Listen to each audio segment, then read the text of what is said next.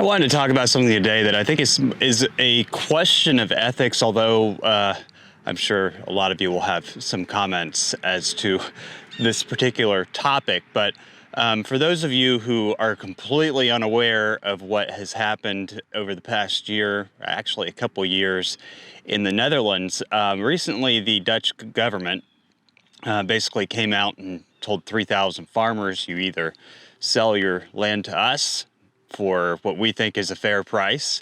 That's always the determining factor there. They say they're going to pay over 100% of market value, but it's based on what they think is market value, what they think is a fair price. You can't actually get market value for something unless you put it out on the market for sale and let people bid on it.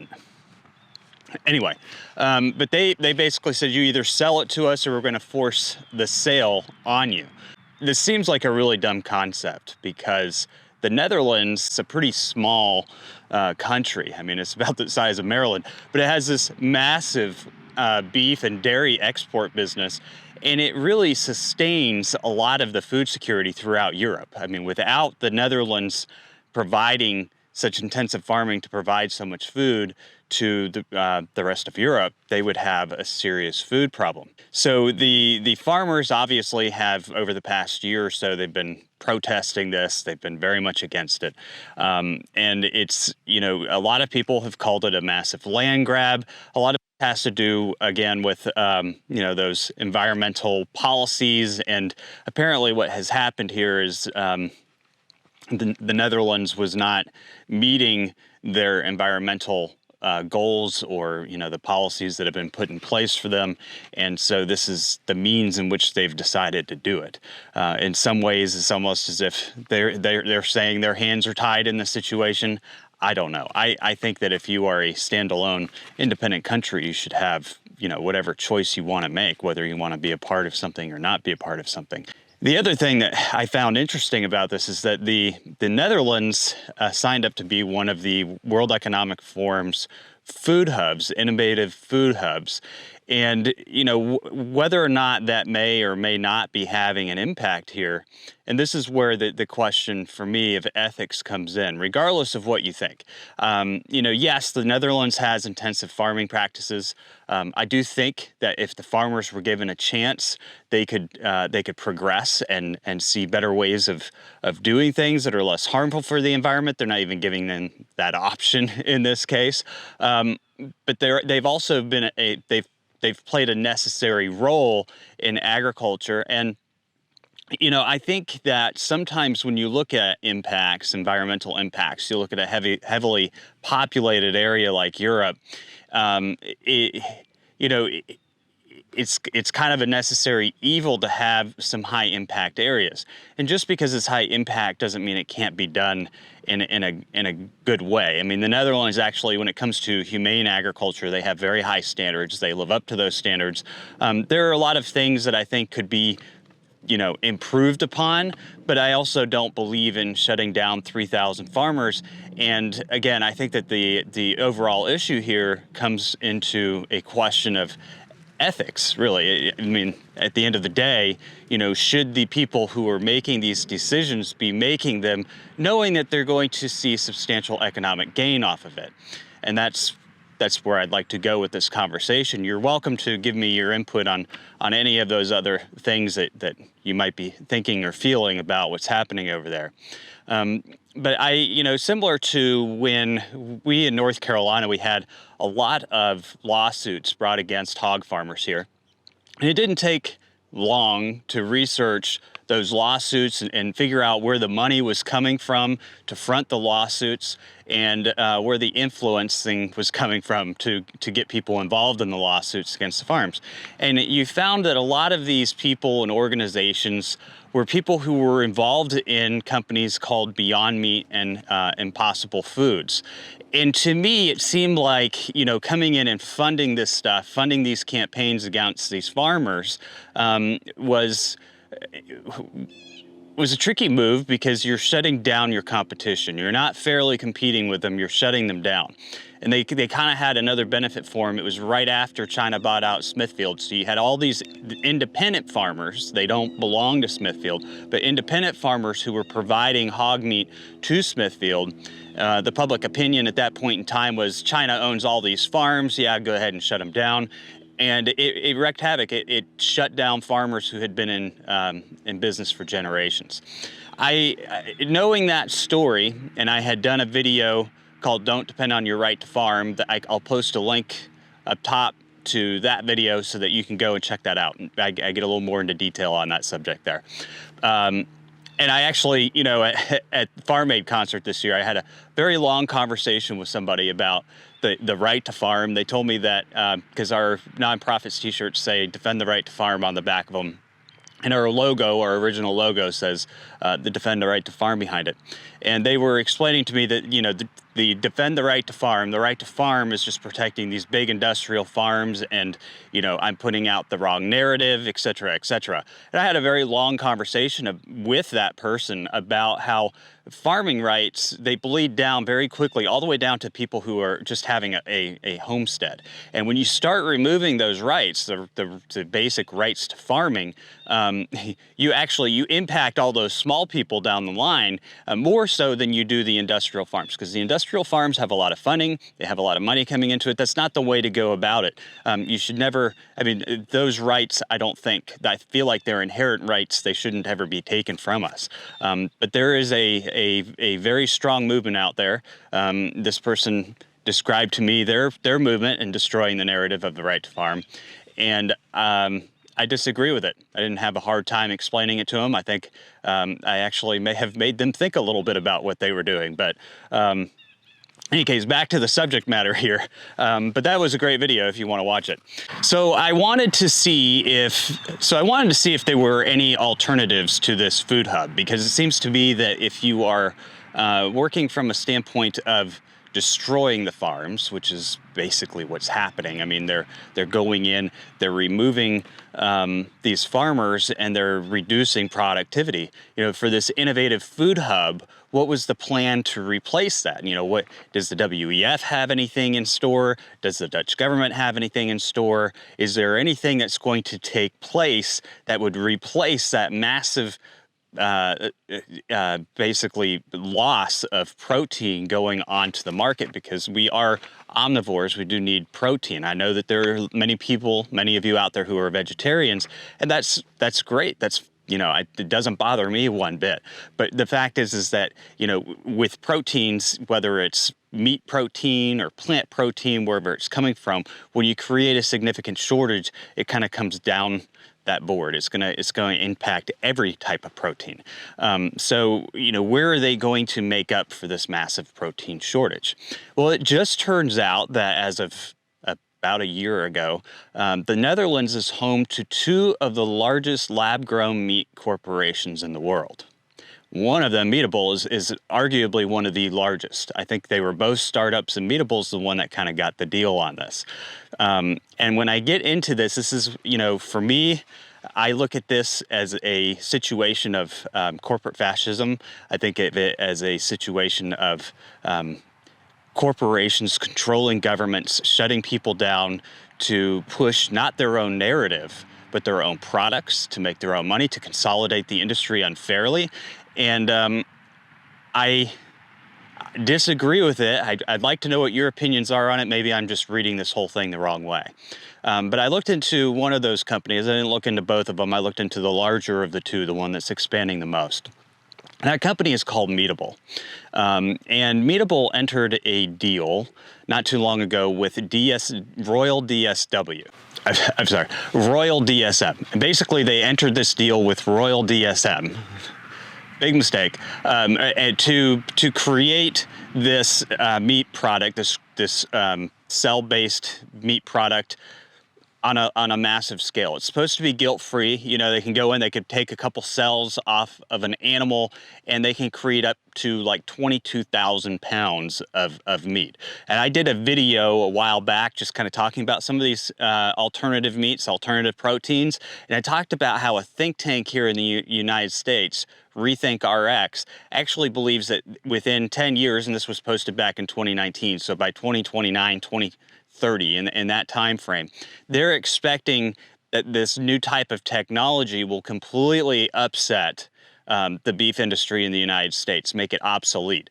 Beef would basically just become a luxury good for people with a lot of money who can afford it. But these new protein resources, this lab-grown resource, could be created in mass from just a few cells from an animal. They're able to duplicate those cells and grow this stuff in petri dishes. It doesn't look very appetizing, if you ask me, when you look at these petri dishes.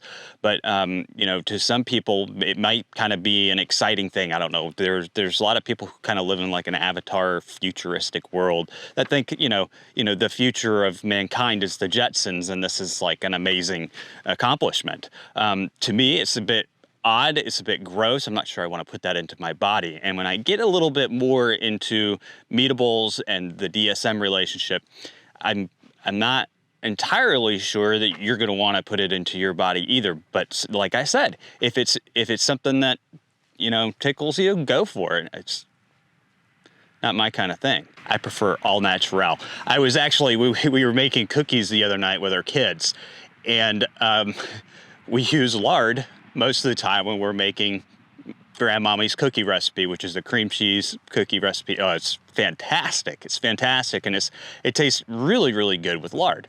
Well, we couldn't find lard, and so we had to go get some Cisco, or, you know, shortening is what they call it, right? And my wife and I were kind of going back and forth complaining about the fact that we were having to use shortening. You know, to us, the cookies just didn't even taste as good. The texture was different. They're just, you know, not good. And our kids were like, well, what's lard? And we were like, well, it's animal fat, it's pig fat, you know. And they just kind of looked at us like, what? And so we had one of our children pick up the can of Crisco and read the ingredients, and then look up what all those ingredients were, look up, you know, what the genetically modified ingredients were. By the time he was done with it, he threw it in the trash and was like, okay, what's in lard? And we had him look up, you know, what was the ingredients of lard. And he was just like, wow, okay, I get it. One ingredient. And really, you know, that shortening and stuff, it's just fake lard, you know? I mean, I don't know. I guess it's vegetable based.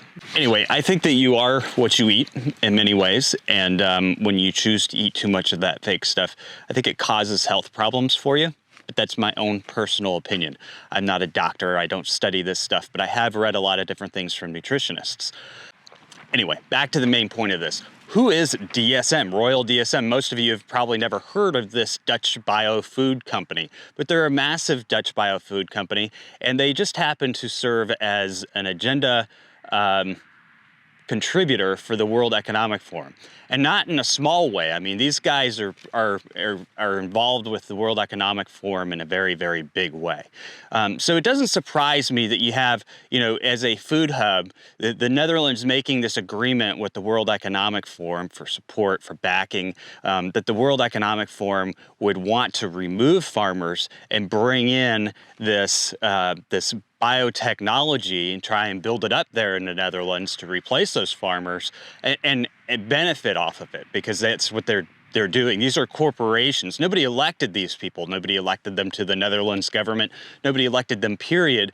And they're doing it, they're creating this technology not for the betterment necessarily of humanity, but because they're making a lot of money off of it. If you consider the amount of money that somebody is making on the end table with a slab of meat versus how many people all the way down that line had to get paid versus some of this biotechnology, the profit margins are huge, right? They're huge. Now, they say they can do it and make it more affordable, and that's part of what DSM and Meatable is trying to do, is they're trying to make it more affordable, more abundant. They're trying to grow it substantially. And so in order to do that, they had to raise funds. And this is always what interests me, is where is the money coming from? You know, what are their what are their motives behind it? Are these just, is it Tyson investing in this stuff? Is it Cargill? Are they normal food companies? Who is investing in this biotechnology, this meat that you're growing in petri dishes? Because the other thing is, we are what we eat, right? I said that before, but when it comes to proteins specifically, my biggest concern with some of this stuff is that when you introduce an unnatural protein into our ecosystem, it could wreak all sorts of havoc. When you try and they actually use proteins to try and modify things that's how they do some of these GMOs and stuff. So it's just the whole process is a bit odd to me, and to think that people will be eating whatever that end product is, and all of the different things that could go wrong, or could happen in the manufacturing process and creating that cell. And the other thing is, when you're making these proteins grow and repopulate very quickly, what does that do in your body? Is there any side effect from that? I don't know. I'm just asking these questions. Those are the type of questions that lead me to say, okay, well, who's investing in this stuff, right? Who's behind it?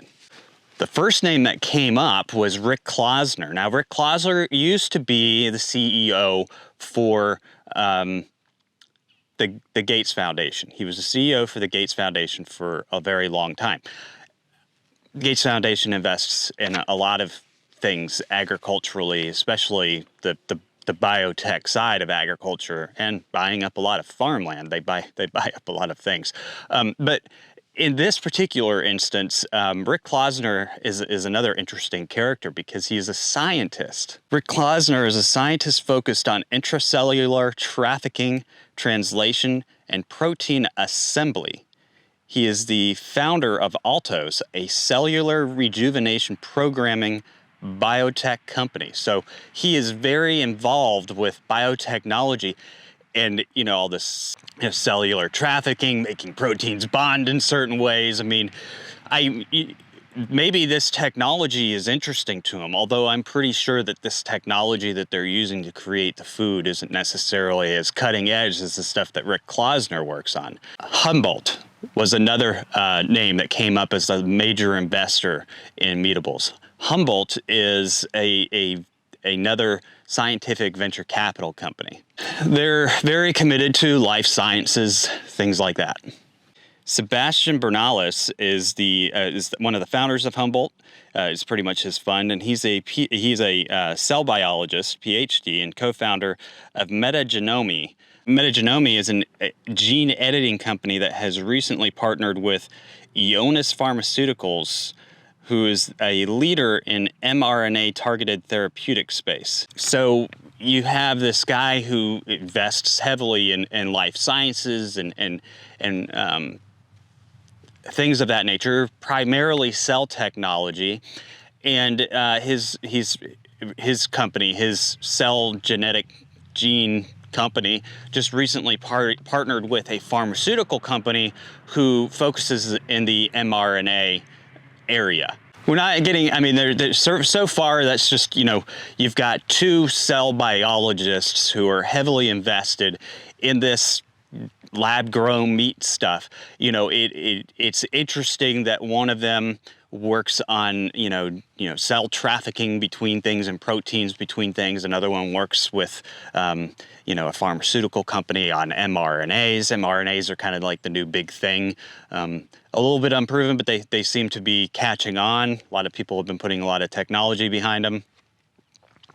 I don't know what their interest is in food, though. I don't understand that. Maybe it's just the science. Science is interesting to them, and a lot of people are mad scientists by default. Section 32. Now that is an interesting fund that has invested in this, because Section 32 again is very interested in life sciences. We're creating food. I guess you can call that life sciences, food that is guilt-free food. So Section 32 is a fund that was created by Bill Maris, and it has a very specialized purpose.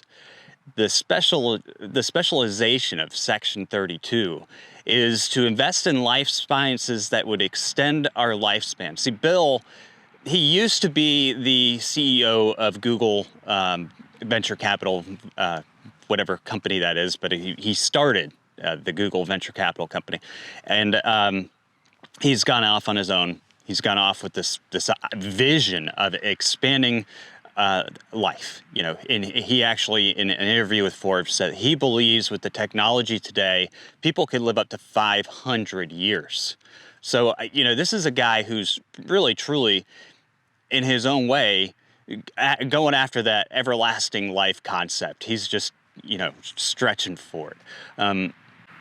And with that, he was a little controversial in one of his interviews with Forbes. He had said that he felt that we should not be keeping our DNA private, like it should be in a database for everybody to see, for everybody to study, and in doing so, we could help achieve this everlasting life goal of his, or at least to live 500 years. My only question with this is, if everybody all of a sudden was able to live for 500 years, our planet would get overpopulated pretty quick. So my question to Bill is, how would you manage that aspect of it? If all of a sudden, people were living 500 years and their offspring was living 500 years, you'd have several generations, you'd have like 5 or 6 generations living all at once on our planet. That, to me, sounds like a significant problem, which I'm sure he probably has an answer for. But it's interesting, does Bill think, based on the investment strategy of Section 32, that they could develop something that it could be consumed, and with the proper cell trafficking from somebody like Rick Klausner, and the proper mRNA activity, DNA modifications or whatever, you could somehow make people live longer. Now that would be fairly interesting.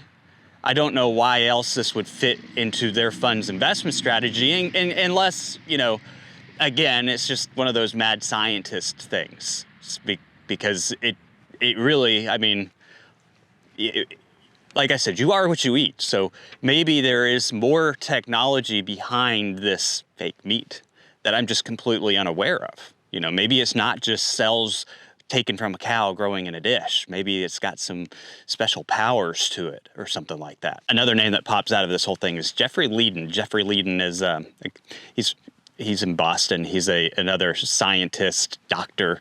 He is with a company called Vertex Pharmaceuticals. Now, Vertex also kind of works into this gene editing type sciences. In fact, they've recently partnered with Moderna, which is a vaccine company, in case you haven't heard of them, to work with mRNAs and kind of they're going down the whole mRNA route, DNA modification, to work on some other interesting projects that, to be honest with you, I don't completely understand. I don't know a whole lot about medicine and stuff, and that's why when you bring up some of this stuff, I don't necessarily comprehend it all, because I'm not into that. If you tell me about a cow out in the field and feeding it, healthy, nutritious, natural foods, I understand nature. I understand how that works. Cell gene editing, all of that type of stuff is not necessarily my avenue. So my concerns may be a little out there, but I just, what concerns me is that all of these people, they're not just working in the area of gene editing, but they're working in the area of gene modification. And one of these funds that has invested in this company works in the area of specifically editing human genes to change the human anatomy to be able to live well past its years. And so it becomes an ethical question of mine, why, what is the purpose of the investment? Like, what's the investment strategy in fake meat? And then the other ethical question, probably the bigger one than that, because I know that that's probably just asking questions that shouldn't be asked. But the bigger question I have is, regardless of who these investors are, the main investor, Royal DSM, is associated with the World Economic Forum. They play a very big role in the World Economic Forum. They even play a role on the advisory boards of these food hubs. They actually play a significant role on these food hubs. And so you make a country a food hub, right? You make a country a food hub, and then with that Food Hub agreement, you put forward these policies that that country has to meet, which knocks your competition out. And then your own company comes in, makes a big investment, and is planning on replacing those farmers. To me, that is very unethical. It's not allowing the free market to do its work. It's not allowing people to choose between the products. It's knocking out your competition by using policymakers that you now control because you've signed some sort of weird agreement with them, and nobody elected you. Nobody put you in charge. That's where I have the biggest problem with this. The rest of this is just weird to me. It's weird science. Like, I don't understand what the purpose of these people, what their investment is. And I wish that people who are involved in anything that modifies DNA, anything that modifies anything, and especially when it comes to stuff that you're going to be putting into your body. I feel like people who are investing in that stuff, who work in those fields, and I'm not talking about small investing, I'm talking about, these are some of the top 10 investors in this company. They're the, what people call core investors in this group. I feel like there should be some sort of statement of purpose put out to the public so that we understand what they're doing, because otherwise, if I were to just sit here and hypothesize or come up with what people call theories, I can't think of a good theory for them.